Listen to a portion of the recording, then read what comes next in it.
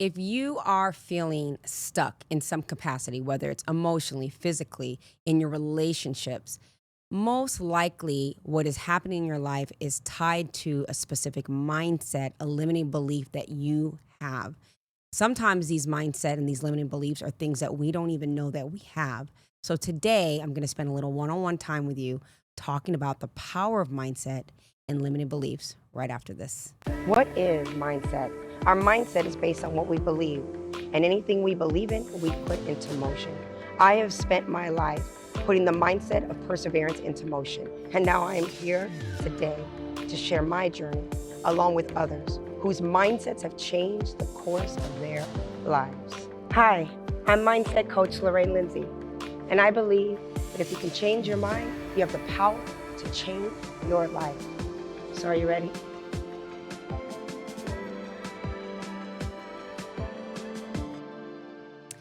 Welcome back to another season of the Lorraine Lindsey podcast. This season, we are really laser focusing on mindset. And as I say always on this show, that if you can change your mind, you have the power to change your life. And this is a message that I don't talk about just because I think it's a thing, but it's literally the things that have changed the course of my life.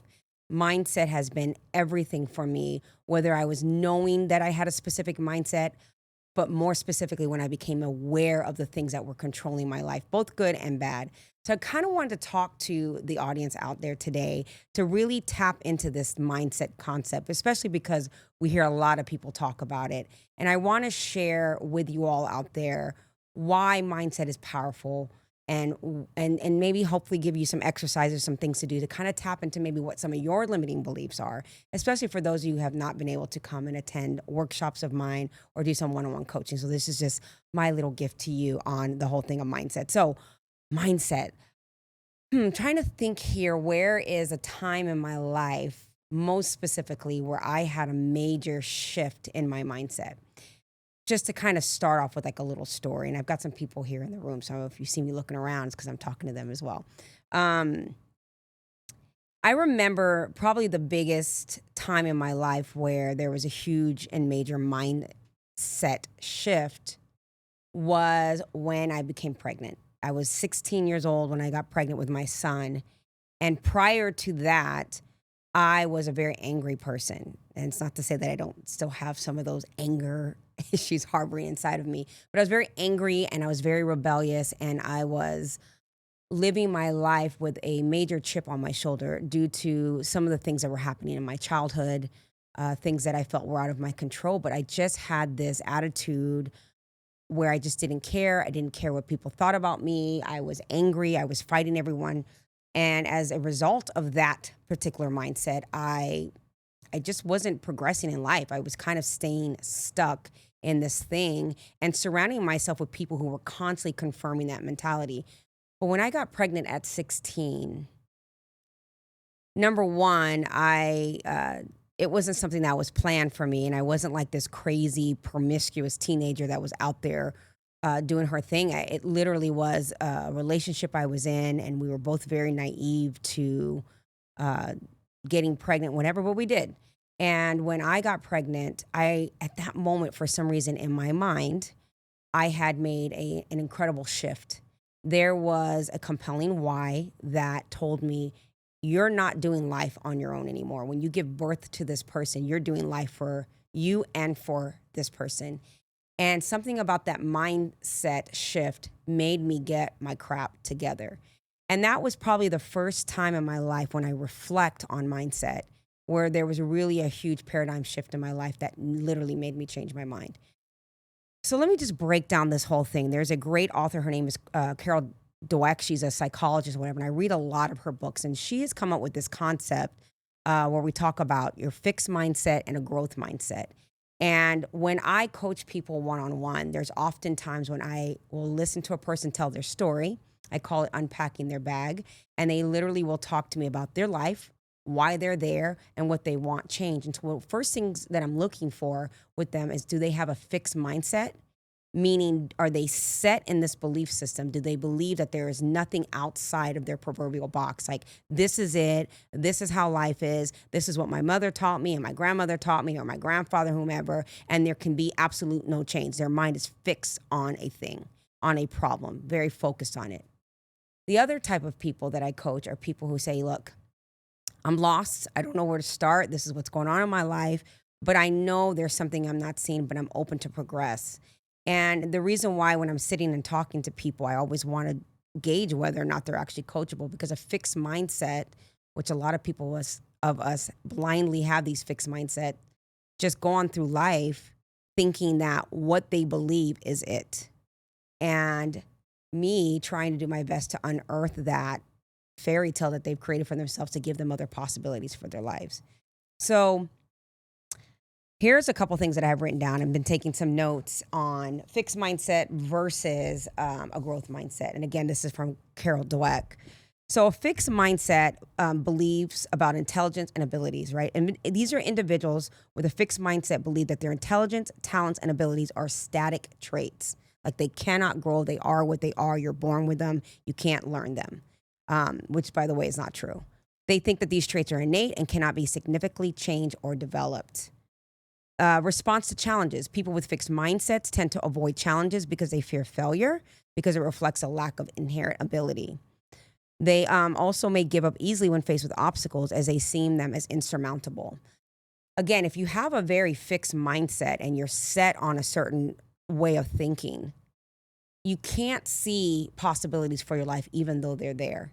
It's like the color is black, I only see black, but yet there's blue and red and green and yellow in the room. So it's about getting you to switch over to see what are the possibilities for your life.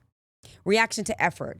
Effort is often seen as fruitless or an indication that one lacks natural talent, right? So we have a lot of people with fixed mindsets are really, their emotional home is driven by some type of fear, some form of lack, some idea of not being enough and saying, I'm not good enough to learn this, or I can't learn this. I hear a lot of people when I say, well, try this book, read this book, watch this thing. I'm not a reader, I'm not a this. It's a limiting belief system that sometimes we're not aware of. And by the way, a lot of these traits are things that have been taught to us, that have been passed down. If you have a fixed mindset mother or grandparent or whoever's raising you, and they're like, it is what it is, life is what it is, there's no changing life, and they speak that mantra constantly in your life, it becomes a part of your psyche. And again, it's not true. Handling criticism. Constructive criticism is often ignored or taken personally from people with fixed mindsets. They may become defensive or discouraged, interpreting feedback as an attack on their innate abilities. This is also very difficult when I am coaching and even in my personal life, because I am innately a problem solver. That is the way that my mind thinks. So if someone were to come to me just in my regular day-to-day life and say, hey, I got this problem, or they're having an emotional breakdown, my mind goes, okay, well, how can we fix it? What is the problem? Let me obsess about the problem. How do we create a solution to the problem? A lot of times when people have a fixed mindset, they're not looking for a solution to problem. They're looking for confirmation to confirm their crises at that moment in their life. And it can be a little frustrating for someone like me, to be honest. And they take criticism very personally, right? Like, if you ask me about a thing and I tell you about a thing, I'm going to tell you the truth, but it doesn't mean that it's a personal attack on your character. It just means that this is something that you need to handle, and by the way, you can. But if you're not willing to deal with the truth about a thing, then you're certainly not going to be willing to fix and progress in overcoming those hurdles. View of success of others for people with fixed mindsets. The success of others can be threatening and may be perceived as a reflection of their own inadequacies, and they might feel jealous or resentful. Again, if you are a person who is of a fixed mindset, or you probably know people that are, when you go to them about, I give a perfect example, actually. You know, when I was growing up, I grew up in an environment where, quite frankly, there was a lot of people with fixed mentalities, right? I grew up in a very impoverished neighborhood. And the mindset there was, if you were going to make money for the men, you were going to sell drugs, right? The fixed mindset was that would ultimately lead you to your death or imprisonment, but they knew that in their mind, and they still did it because the reward in front of them was greater than what may come later down the road. And by the way, some of what may come down the road was looked at as a rite of passage for them. So they were fixated on that. I also grew up with people that, we grew up on government housing, on welfare, have babies, go get food stamps, that kind of thing. Have baby daddies. Like there was literally a fixed mindset, a cultural mindset within the community I grew up with that was the pathology that we all were going to lead. And, you've heard the saying, the black sheep kind of thing.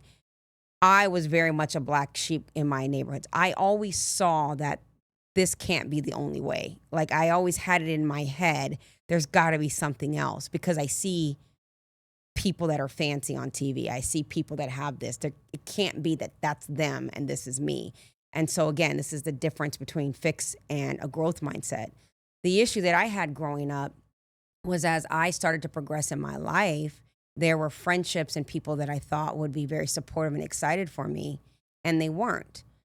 And I, at that time, took those things incredibly personally, and it hurt my feelings. And many times it actually stifled me because there were times in my life where I felt guilty for my own success because I was hanging around with people with fixed mindsets. They were looking at my success and comparing it to whatever they had going on, and they felt inadequate. And I couldn't wrap my head around that because I didn't think that way. And I often was frustrated wondering, why are these friendships like this? I couldn't conceive jealousy because I felt like the abundance I had was readily available to everybody. So again, it's like when you're dealing with fixed mindset versus a growth mindset, sometimes your limiting beliefs and your mindset is stuck because you're hanging out with people that are fixed. So let's kind of pivot and look at people and what they look like when their mindset is more growth oriented. So a growth mindset person beliefs about intelligence and abilities. These are individuals with a growth mindset believe that intelligence, talents, and abilities can be developed through dedication, hard work, and learning. They see these traits as malleable and improvable. I think I said that right. Yeah, thank you. Responses to challenges. These are people with a growth mindset embrace challenges as opportunities to learn and grow. They persist in the face of setbacks, viewing them as a part of the learning process. And when it comes to the reaction to effort is seen as a path to mastery and necessary component of achievement. They also believe that the harder they work, the more that they can improve. How do they handle criticism? Constructive criticism is valued and used as a tool for learning and improvement, and they are more likely to seek feedback and use it to enhance their skills. When we think about how they view the success of others is inspiring and it's viewed as a source of motivation. They believe they can learn from others' successes and apply those lessons to their own efforts. So to kind of summarize it, fixed mindset is belief in static intelligence and abilities, avoids challenges, gives up easily, views effort as pointless, ignores criticism, and feels threatened by others' success. This is a fixed mindset. A growth mindset they believe in developing intelligence and abilities, embrace challenges, persist despite obstacles. They see efforts as essential, values feedback, and finds inspiration in others' success. So why do I say all of that in this conversation we're having today? Because the number one thing that has to be decided when you are looking at your life and you're saying, right now in my life, my relationship choices are terrible. My friendships are bad. My job or my career, I'm not moving and growing. Fill in the blank. What part of your life are you feeling like there's major setbacks or stagnation, like you're not moving? That's number one. Number two is then to ask yourself, is my mindset fixed on this concept, or am I willing to be open to grow? Because again, mindset and limiting beliefs are not always right there at the forefront, right in front of our face. Often these are things that we have been trained and programmed over and over and over again. And again, like when I sit and talk to people, it's like, let me unpack your bag, tell me your story. And I'm listening for the limiting beliefs, the repetitive things that they say. I'm listening for these cantations that they use that they don't realize that they're using. I'm not enough, or the language of lack, and trying to sort out whether or not you're fixed. So again, ask yourself the question, the crises, the problem, the issue that I'm currently facing in my life right now, Am I fixated that this is it and it'll never get better than that? Because that's the first thing that you have to deny in order to get to the next step. You have to tell yourself, no, this is a situation because I chose it and I can choose other things. I've been listening to a really great guy. His name is Myron Golden. And one of the things that he says is, you know, you have choices and you have decisions. The difference is what? When I make a choice to do something in my life, that choice that I'm making, I can go back to. But to make a decision, right? The word D and incision is to literally cut off. And when you want to make change in your life, you have to first decide that I am no longer going to be that of a fixed mindset. I'm going to lean into the possibilities of my life. I'm going to lean into the idea that I have the ability to grow. Often people will come to me and they'll talk to me about wanting to change, or they want change in their life. And, I'm not a big person for change. I'm a big proponent for cultivation. And if I could maybe I can coin the phrase, I would like to call myself a cultivation coach. So why do I say that? And as a matter of fact, I'm writing a book about it. So tap into that book here soon. Anyway, I feel like I'm rambling. Anyways, and I am, because I'm talking to myself. So anyway, cultivation. At the end of the day, regardless of your programming, and what do I mean by that? Your first 20 years of your life is total conditioning, right? You're around certain people, not by choice. You're around certain environments, not by choice. You're raised by certain people. You're taught certain belief systems, and that becomes ingrained. And in the first, 0 to 8 years of your life, a lot of that becomes part of your subconscious viewing and your subconscious lens. And that first 20 years of your life is when you're really being programmed, when your identity constructs, when your ego is being developed. When you get into your 20s and 30s and 40s and so on, you're spending the rest of your life kind of testing out those theories. You're testing out those things that you've been taught. But at the essence of who you are, the moment that you weren't programmed, the little child inside of you that was curious to life and looking at things had an essence. There was a seed there, right? And so when I say to cultivate, it's like tapping back in and remembering who you were. What were the things that gave you life? What were the things that you were curious about? What were the things that pulled you in directions and made you pivot out of directions without any guidance?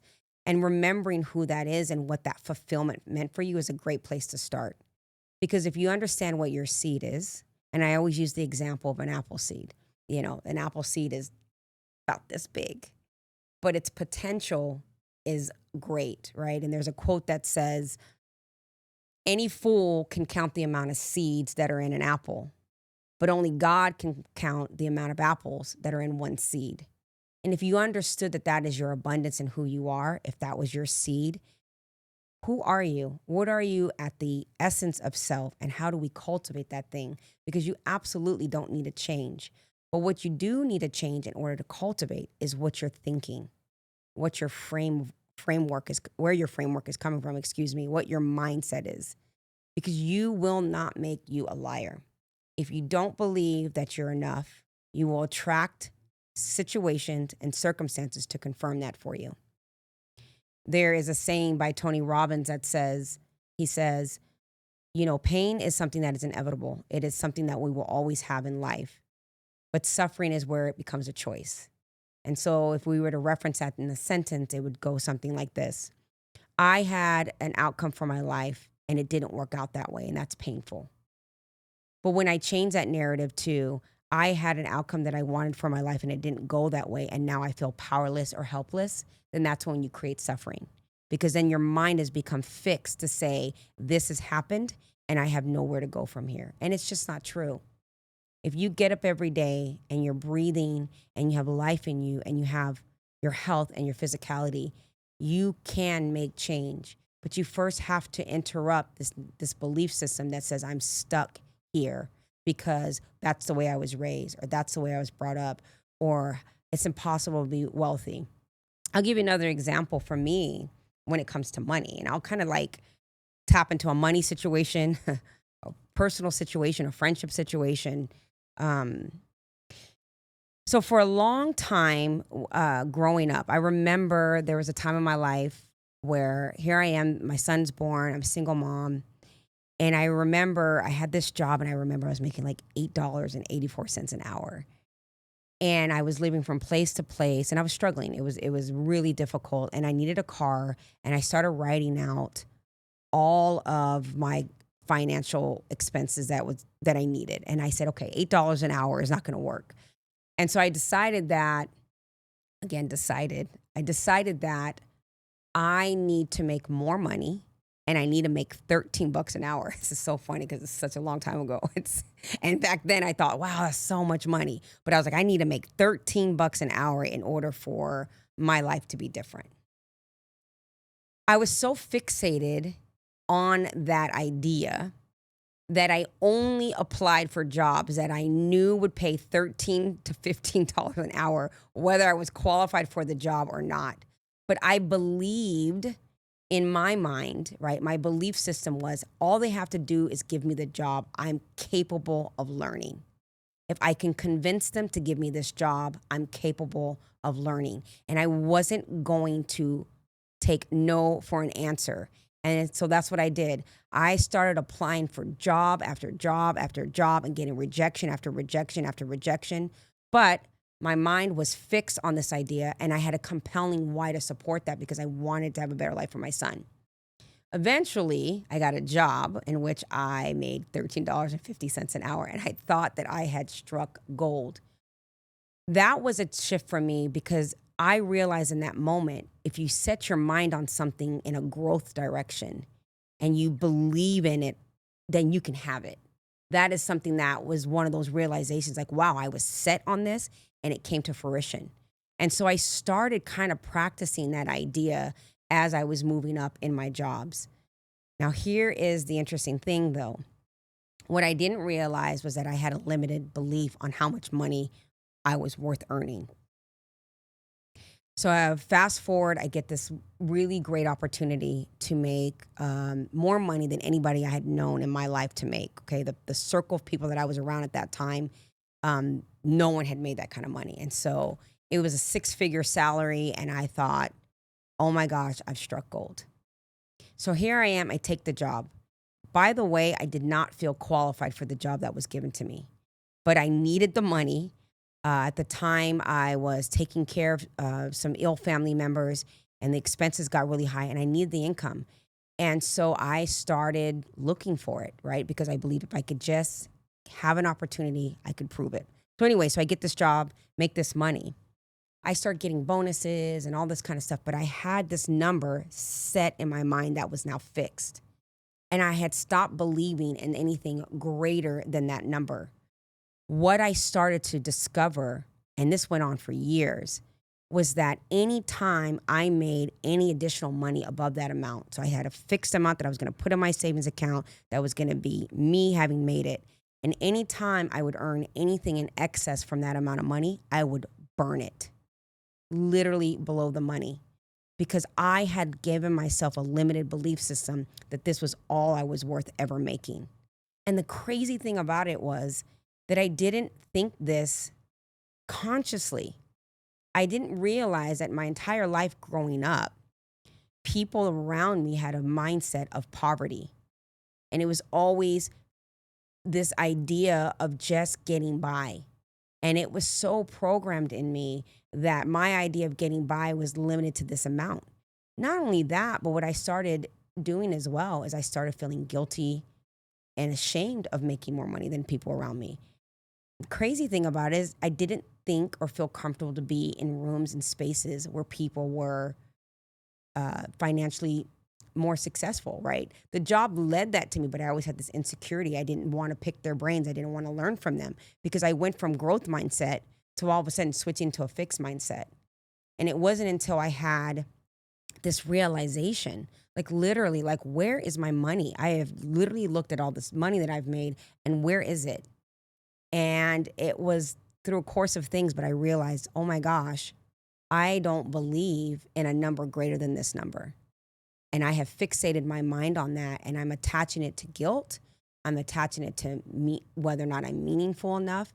And I had to switch that mindset. I had to stop limiting myself in order for my money to grow. And I'm going to tell you right now, the moment I changed my mind, the outcome of my money became different. I started making investments and learning about compounding money and learning how do rich people do a thing. Another thing that I learned when it comes to mindset is sometimes we don't have the answers. Sometimes we don't have mentors and people and coaches that we could talk to kind of give us some framework. So the easiest thing to do is to look at two extremes. You can look at the person who is the most successful you've ever seen, watch people who are successful and become obsessed by learning what they do. And just do that. This is another thing I got from Myron Gold, by the way. And just do that. Then do the complete opposite. Look at people who are really, really poor. Study them. Look at their habits, their language. How do they talk? What's the kind of conversations they have? Who do they talk to? And don't do any of that.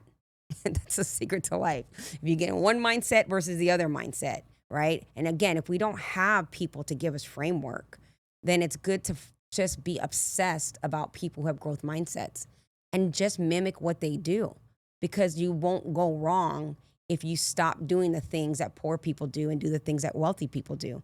And this is the same concept when it comes to relationships. You know, it's like I grew up in a home that was with domestic violence. You know, I lost a parent. I share this all the time on these podcasts.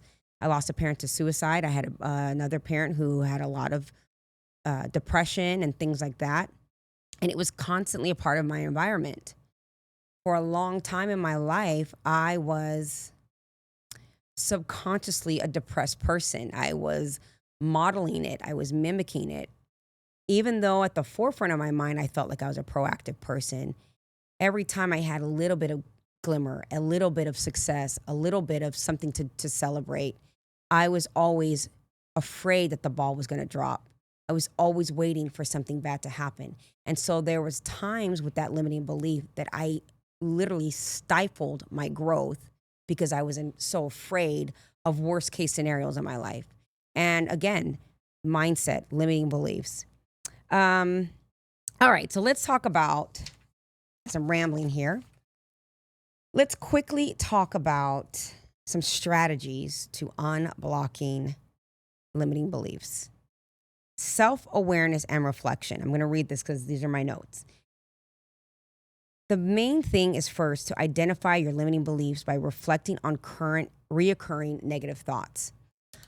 In this video, or on this link, on this video, below, I am going to send some books that I've read that have helped me out tremendously. So I would highly recommend these books for anybody who's listening to this, especially if you can't get a coach. Read these books because they change my mind. If you don't, and don't tell me you don't read, like that's a limiting belief. Read it, listen to it. There's so many different ways to get access to a book. You can literally go on YouTube for most of these books and find somebody telling you the book or summarizing the book. But in order for you to change your mind, you got to expand your mind. You've got to give it new information. So identify the limiting beliefs by reflecting on recurring thinking. There is a gentleman by the name of Dr. Joe Dispenza, and he teaches and he talks about quantum physics. And one of the things that he says often is every human being synapses anywhere between 65 to 90,000 thoughts per day. But most of those thoughts, 85 to 95% of your thinking is the same thing you thought the day before and the day before and the day before. Our brains are habitual. We are been programmed to think a certain kind of way. That's why when we get up, we do the same routines because our thinking is also tied to our physiology. So the way our bodies move, where we go every day, the routes we take, what we look at, what we choose to look at, it's all causing programming and mapping in our brain. If we want to change and cultivate ourselves to a better version of ourselves, we first have to reflect. And you will have blind spots, but there are things that you think about repeatedly, that are causing your limiting beliefs. Write it down, journal it. When you're feeling off, what am I thinking? What am I telling myself? What is the conversation I'm having? Who did I talk to today that triggered me? Why do I keep calling them or hanging out with them? I can tell you there was a time in my life when I was angry, and unbeknownst to me, I wasn't even paying attention to it. I would find space to hang out with people that would piss me off. Like, I literally was looking for people to ignite me into rage and anger. And they would piss me off, and I would get into it with them, and then we would kiss and make up and go through the whole routine all over again. And what I didn't realize was that was playing into my limiting beliefs. It was a mantra of me being angry and me looking for my tribe to keep me in that emotional space. And it was one of those like wake up moments of like, Lorraine, knock it off. You are tired of being angry. That is a fixed mindset. Get over the BS that's got you angry and move on. Find people that you could talk to where you can find your peace. But I had to first want to believe and be hungry for that peace because it wasn't a part of my identity for a long time. I had to surrender that limiting belief. And so journaling, reflecting, doing coaching, taking classes, all of these things created a great amount of awareness to say, oh my gosh, this was a fixed subliminal message that I had that I didn't even know existed. Again, write your journal. Give yourself a week. Couple of things I would write. Number one, reoccurring patterns. Anytime you have a negative thought or you feel overwhelmed. So anytime you feel anything but light. So you're angry, you're frustrated, you're overwhelmed, you're procrastinating. I want you to really tell yourself, okay, this emotion is being triggered. What am I thinking about? Where am I? What time of day is it that this is happening? Who am I talking to? What are the things that I'm doing? And what are the limiting beliefs that I have in myself? The next thing is to challenge yourself and to reframe the beliefs. So this is what you do. So the way that you do this is like, okay, so I'm trying to think of some good examples here. For example, like I'm going to go back to me being this angry person. I've been angry since I would say 10, 11 years old. This is where the anger came from. So I understood through some work where the inception of anger came from. And I can pinpoint to a very specific situation in my life that created this feeling of not being enough. And this idea of not being enough created this emotional home called anger because it was safe. And in my mind, my anger would protect me from feeling sad, from being emotional. I could just be angry.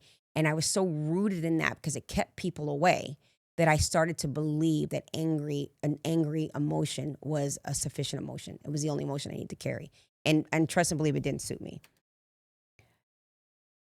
Let's say today that was still something I was rooted in. I had resentment and bitterness, and I'm angry about things that have happened in my life, maybe an ex-husband or a parent or someone who just broke my heart or betrayed me in some way. And I'm just fixated on it. And I ruminate on it and I think about it all the time. Let's say that that's something happening to you. Challenge yourself to say, could I see this a different way? Could I tell this story from a perspective that doesn't keep me as the victim? I'll give you an example. And I've used this example before. I lost a parent to suicide. And again, I've shared this many times.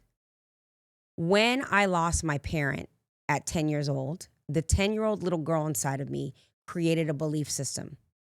She certainly didn't feel like she was enough.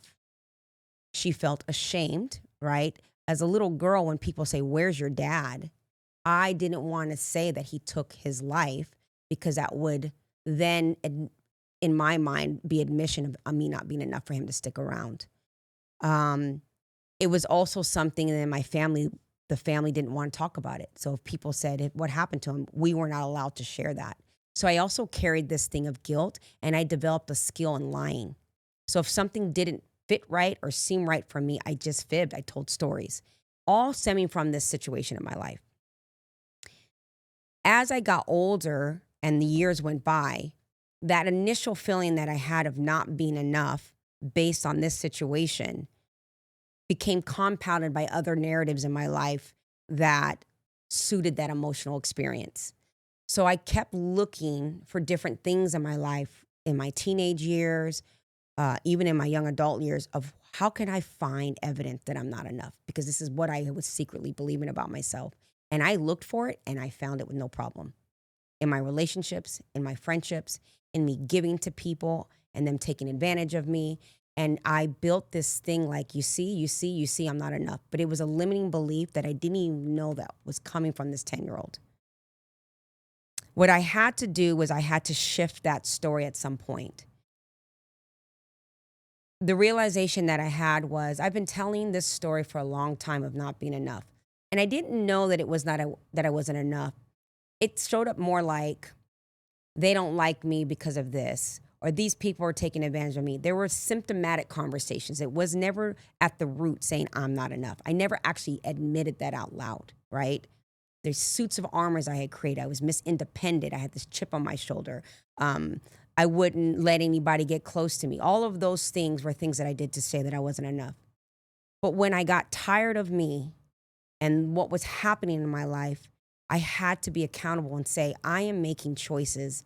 Why am I making these choices? And it went back to the reality of me not believing that I was enough. Why did I not believe I was enough? And I had to dig deep and ask that question 7 times, and it took me back to that 10-year-old.